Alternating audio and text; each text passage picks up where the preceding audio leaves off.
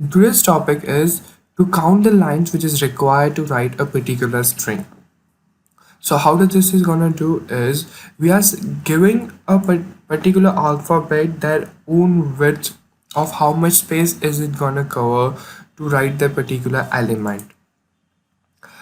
Since the one line it consists of the 100 spaces, and we are giving a particular string a 10 number of spaces over here.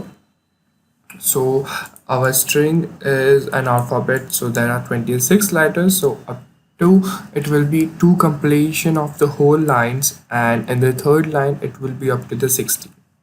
So how does this gonna sort out? Let's see.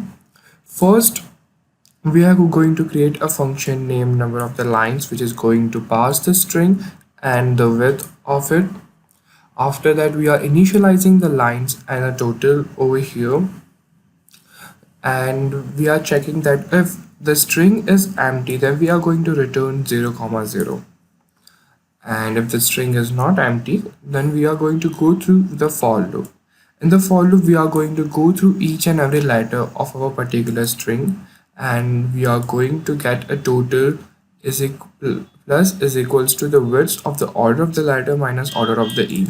The order of the e is 97. So what is in order of the a? Order of the a is nothing but a Unicode operation.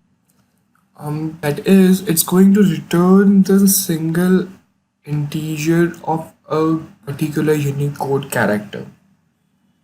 So we are subtracting of that particular letter minus that of an order A. A is basically the starting of a character, so that's why we are taking that since all of them are above them.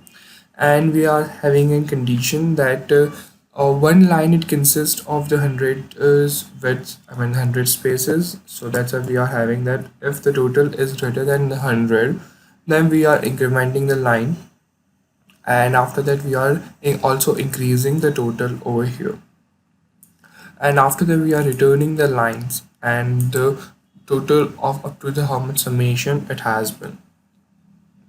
As you can see it over here, our string is an alphabet which is a 26 letters, so it will complete the two whole lines, and in the third line it will be get completed up to the 60th position, or you can say the space or something like that.